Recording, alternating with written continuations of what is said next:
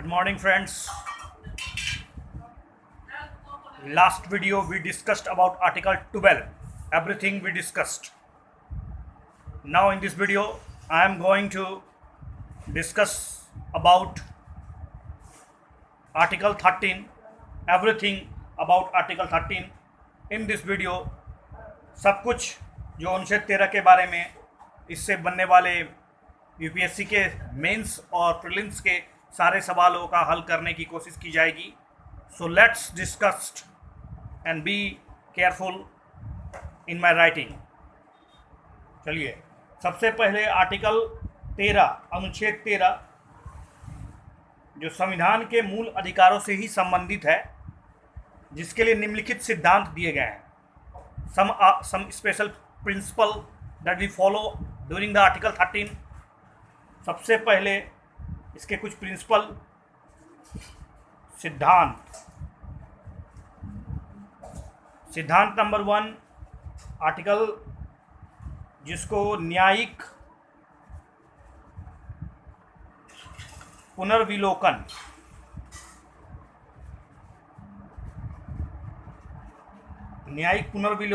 That mean judicial review JR.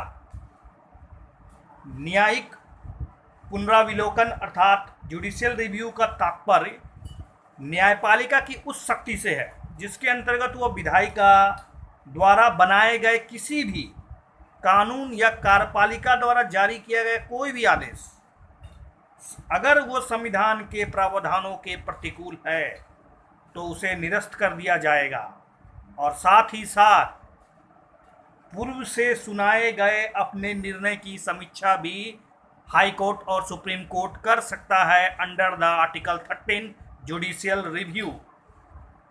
लेकिन judicial review की अगर इतिहास की बात करें तो जुडिशियल रिव्यू का जो सिद्धांत है वो अमेरिका की न्यायिक व्यवस्था की देन है, जहां पर एक स्पेशल केस, याद रखने योग्य बात है, मार्बरी बनाम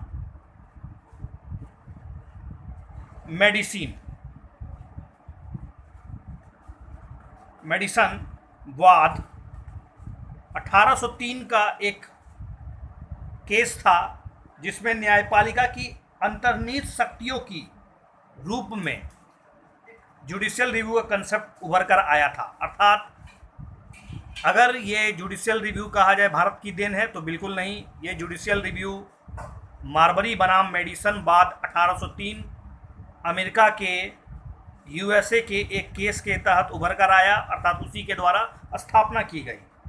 भारत में अगर कहा जाए तो संविधान न्यायपालिका को डायरेक्टली जुडिशियल रिव्यू की शक्ति प्रदान नहीं करता है, लेकिन पुनर्विलोकन शब्द का उल्लेख आर्टिकल नंबर जो जुडिशियल रिव्यू है उसका जिक्र जो है आर्टिकल 137 अनुच्छेद 137 के तहत किया गया है, जिसमें सुप्रीम कोर्ट को अपने द्वारा सुनाए गए निर्णय या आदेश की न्यायिक पुनर्विलोकन की शक्ति दी गई है. लेकिन संविधान के अगर अंतर्गत कुछ और भी विशेष, there are some special provision जिसके तहत जुडिशियल रिव्यू की शक्ति मिलती है. Judicial review can also be achieve, the power of judicial review also can be achieved by Supreme Court under the article. ढेर सारे आर्टिकल है, आर्टिकल नंबर 13, आर्टिकल 32, आर्टिकल 131 से 136, आर्टिकल 13, आर्टिकल 32, आर्टिकल 131 से 136, article 143, article number 226, article 245, article 251, 254 and 372 के तहत न्यायपालिका को कुछ ऐसी शक्तियाँ और उत्तरदायित्व दिया गया है जिससे न्यायालय को जुडिशियल रिव्यू की पावर मिलती है. तो ध्यान रहे कि जुडिशियल रिव्यू का जिक्र अनुच्छेद 137 जो यहाँ पर 131 से 136 के दरमियान है। लेकिन इसके अलावा जुडिशियल रिव्यू की पावर आर्टिकल 13, आर्टिकल 32, आर्टिकल 131 से 136, 143, 226, 245, 251, 254 और 372 के तहत भी प्रदान किया गया है। This is the principle number 1 and now principle number 2, जिसको हम लोग डॉक्ट्राइन ऑफ सेपरेबिलिटी बोलते हैं, हिंदी में पृथकता का सिद्धांत, पृथक्करण का सिद्धांत। प्रिंसिपल नंबर 2, दूसरा प्रिंसिपल है पृथक्करण का सिद्धांत, पृथक्करण का सिद्धांत। इंग्लिश में आप इसे डॉक्ट्राइन ऑफ सेपरेबिलिटी, डॉस के रूप में याद रख सकते हैं। Doctrine of separability, CSEPARABILITY, separability. Doctrine of separability के तहत यदि विधायिका द्वारा ऐसी विधि बना दी जाए या ऐसा विधि पारित कर दिया जाए जो मूल अधिकार के प्रावधानों का उल्लंघन कर रहा हो, तो वह विधि न्यायालय द्वारा असंगतता की सीमा तक, उस न्यायालय द्वारा असंगतता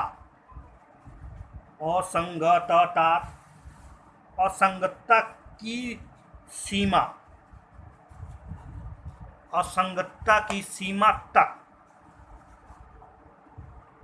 शून्य घोषित हो जाएगी, 0 घोषित कर दिया जाएगा। असंगतता की सीमा का अर्थ संपूर्ण विधि अमान्य घोषित नहीं होगा, बल्कि विधि के केवल उस भाग को हटा दिया जाएगा जो मूल अधिकार के खिलाफ है, अर्थात मूल अधिकार को कमजोर कर रहा हो। दैट मीन सिंपली, अगर 5 अंगुलियों में 2 अंगुली जो अगर मूल अधिकार के खिलाफ है तो इसी को हटाया जाएगा। 3 जो अंगुलियां हैं जो फंडामेंटल राइट के उल्लंघन नहीं कर रही है वो बरकरार रहेगा। दैट इज पृथकता का सिद्धांत, इंग्लिश में डॉक्ट्राइन ऑफ सेपरेबिलिटी। असंगतता की सीमा तक ही वो कानून शून्य होगा। प्रिंसिपल नंबर 3,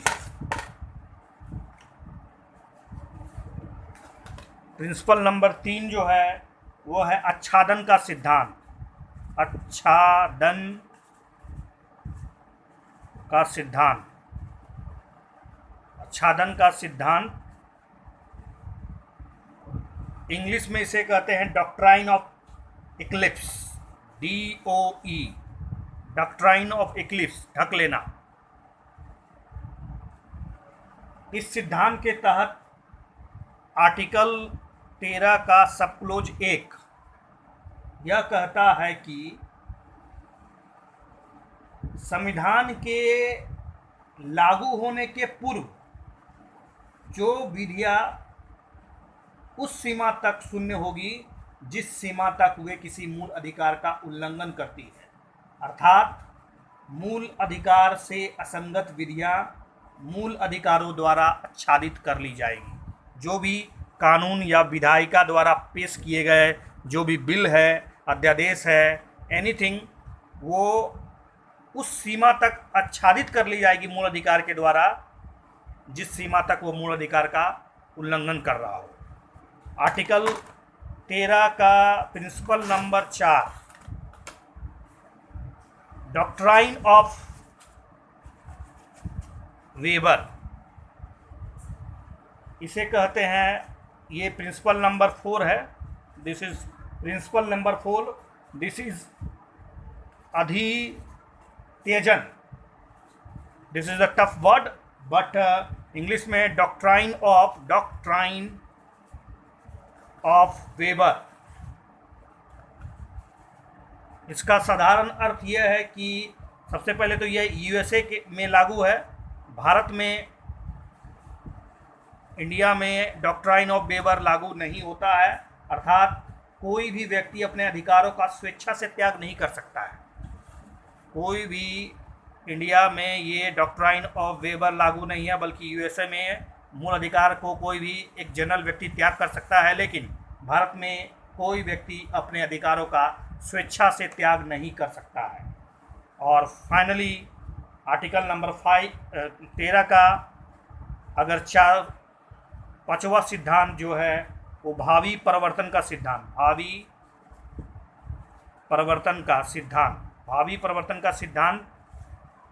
भावी परिवर्तन के सिद्धांत के तहत, इसको इंग्लिश में बोलते हैं doctrine of prospective ओवररूलिंग DOPO, doctrine of prospective ओवररूलिंग, मूल अधिकार का प्रभाव भूतलक्षी नहीं है, अर्थात रिट्रोस्पेक्टिव नहीं है, इसका प्रभाव भावी प्रभाव है। भारतीय संविधान के पहले जितने भी विधियां थी वो मूल अधिकारों का प्रभाव उस तिथि से होगा जिस तिथि से वो लागू हुआ था। इसलिए संविधान के पहले विधियों के अधीन संविधान के प्रवर्तन के पूर्व उत्पन्न जो अधिकार या दायित्व का प्रवर्तन मूल अधिकार के उल्लंघन के बावजूद भी कराया जा सकता है।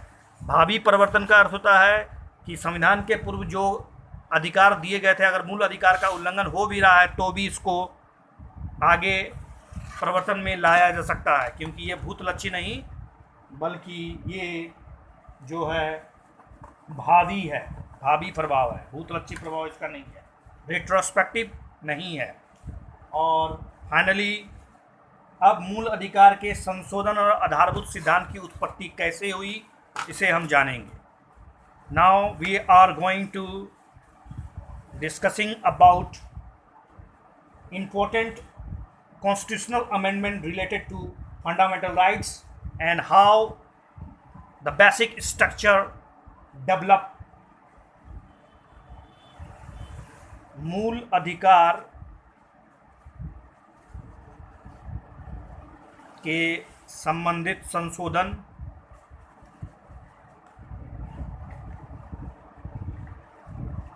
एंड आधारभूत सिद्धांत।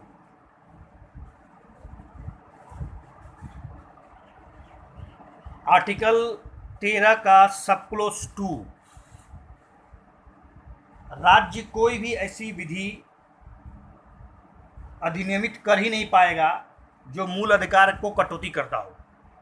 सिंपल शब्दों में यह कहा जाए तो सरकार या फिर राज्य के अंतर्गत आने वाली कोई भी बॉडी ऐसी कोई भी कानून पास नहीं करेगी जो हमारे मूल अधिकार को कमज़ोर या कम करती हो।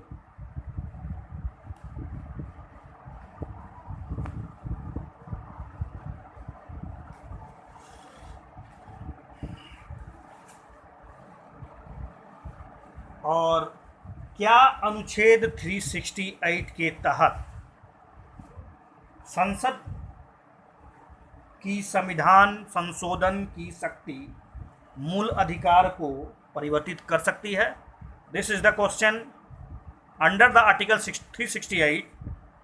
क्या भारत सरकार या संसद हमारे मूल अधिकार को परिवर्तित कर सकती है with the help of constitutional amendment? क्योंकि 368 जो है वो कॉन्स्टिट्यूशनल अमेंडमेंट की बातें करता है। आर्टिकल में ये भी बताया गया है कि संविधान का जो भाग 4 जिसमें directive principle of state policy DPSP का जिक्र होगा, आगे किसी और वीडियो में इसकी विस्तृत चर्चा होगी कि सामाजिक और आर्थिक लोकतंत्र की स्थापना करने के लिए क्या मूल अधिकार में कहाँ तक आखिर संसद जा सकती है। तो इससे संबंधित ढेर सारे अमेंडमेंट्स हुए जिससे मूल अधिकार और directive principle of state policy अर्थात राज्य के अधिकार और राज्य की सीमा अंडर द आर्टिकल 13 क्या क्या परिवर्तन हुए। तो सबसे पहले नंबर 1 केस शंकरी प्रसाद बनाम भारत संघ 1951। This is the very landmark case, so you have to be remember it thoroughly and you can quote it। आप अपने आंसर शीट में इस तरह के केसों का जिक्र करके आंसर की प्रासंगिकता को और बढ़ा सकते हैं। इसमें अनुच्छेद 13 को आर्टिकल 13 जिसका जिक्र हम लोग कर रहे हैं, क्या आर्टिकल 368 के तहत न्यायालय ने संसद को मूल अधिकारों में संशोधन करने की अधिकार को स्वीकार कर लिया कि आर्टिकल 368 के तहत आर्टिकल 13 में आप चाहे तो संशोधन कर सकते हैं, मूल अधिकार में परिवर्तन कर सकते हैं। संशोधन करने की शक्ति संशोधन को दे दी गई। लेकिन फिर अगला केस नंबर गोलकनाथ की थी। गोलकनाथ बनाम गोलकनाथ 1967 में आया था, 67 में, जिसमें अपने पहले वाले निर्णय को उलट दिया गया। अर्थात शंकरी प्रसाद बनाम 1951 में जो निर्णय दिया गया था कि संसद जो है आर्टिकल 368 के तहत मूल अधिकार में परिवर्तन कर सकती है, और इसी बात को ध्यान में रखते हुए फिर से सुप्रीम कोर्ट गोलकनाथ वाद केस में ये स्पष्ट कर दी कि संविधान में मूल अधिकार को एक सर्वोच्च स्थिति दी गई है, अतः इसमें संशोधन नहीं किया सकता। No amendment possible in fundamental right with the help of article 368। उसके बाद आता है 24वां संविधान संशोधन। 24वां संविधान संशोधन 1971, इंदिरा गांधी का शासनकाल चल रहा था। जुडिशियली और संसद के बीच एक तरह से घमासान हो रहा था, और इसमें एक नया 13 में एक नया खंड जोड़ दिया गया, और 13 के अंतर्गत 368 के अधीन पारित किए गए अधिनियम पर लागू नहीं होगा। 13 के अंतर्गत ये बताया गया कि 368 के तहत अब जो भी संवैधानिक संशोधन किए गए वो सामान्य विधि नहीं है, जनरल कॉन्स्टिट्यूशनल अमेंडमेंट नहीं है। अगर 368 के तहत कोई अगर अमेंडमेंट किया जाता है तो उसमें उसे 13 के तहत सामान्य विधि नहीं माना जाएगा, अर्थात मूल अधिकार संशोधन करने की शक्ति निहित हो गई एक बार फिर से राज्य के पास। और फिर फाइनली जाके 1973, this is the landmark judgment till now, supreme court के द्वारा केशवानंदन भारती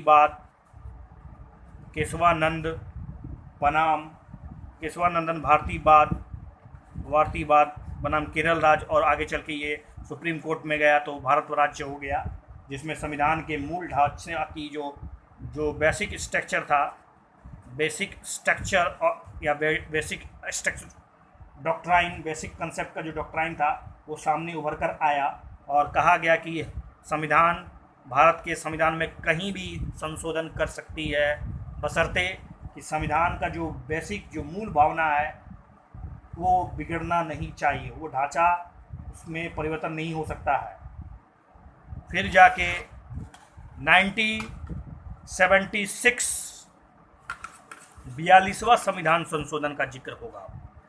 42वां संविधान संशोधन, कॉन्स्टिट्यूशनल अमेंडमेंट 1976, और इसके तहत मूल ढांचे के सिद्धांत को शून्य घोषित करते हुए 368 सब क्लोज 4 और 368 सब क्लोज 5 को ऐड किया गया, एक नया आर्टिकल, और इस प्रकार वे संशोधन की असीमित शक्तियां प्रदान कर दी गई। संशोधन की इन्फिनाइट शक्ति प्रदान की गई संसद को, जिसे न्यायालय में चुनौती दी ही नहीं जा सकती थी। और फाइनली जाके तब केस आगे बढ़ा, और मिनर्वा मिल्स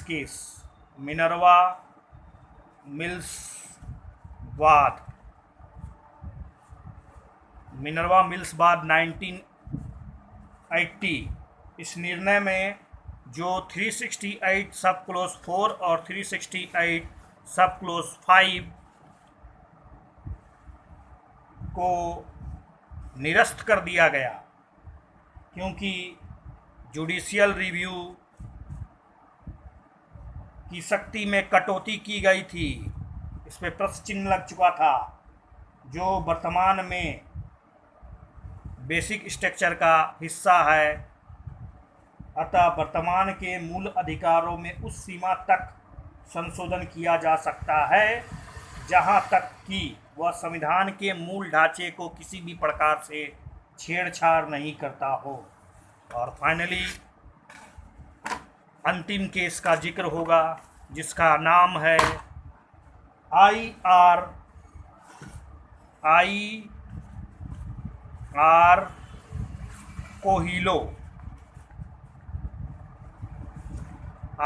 कोहिलो वाद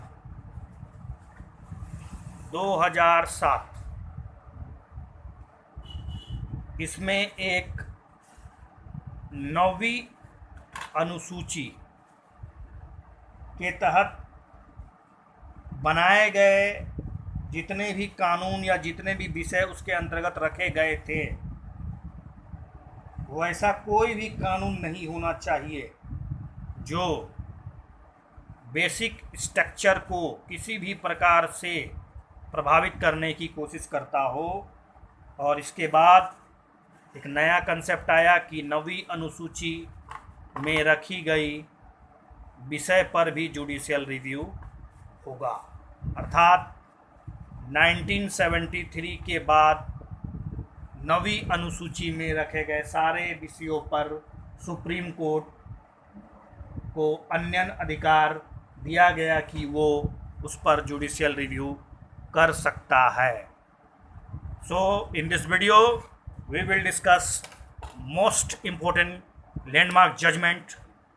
अगर एक बार फिर से बताया जाए तो आर्टिकल 13 जुडिशियल रिव्यू का दायरा, उसके बाद जुडिशियल रिव्यू के तहत क्या क्या किया जा सकता है, साथ ही साथ इस चीज़ को समझना कि वास्तव में आखिर आर्टिकल 13 का जो कंसेप्ट था, जिसमें हम लोगों ने सबसे पहले जुडिशियल रिव्यू का न्यायिक पुनर्विलोकन जिसको कहते हैं, उसका पृथकता का सिद्धांत, उसके बाद आच्छादन का सिद्धांत जिसको इंग्लिश में doctrine of eclipse, and then doctrine of waiver जिसको हम लोग अधित्यजन का सिद्धांत, और फाइनली भावी प्रवर्तन का सिद्धांत, और उसके बाद इम्पोर्टेंट लैंडमार्क जजमेंट जिसके तहत संविधान और संसद के बीच एक बेहतर तालमेल बनाने की कोशिश, जिसमें शंकरी प्रसाद बनाम 1951 का केस,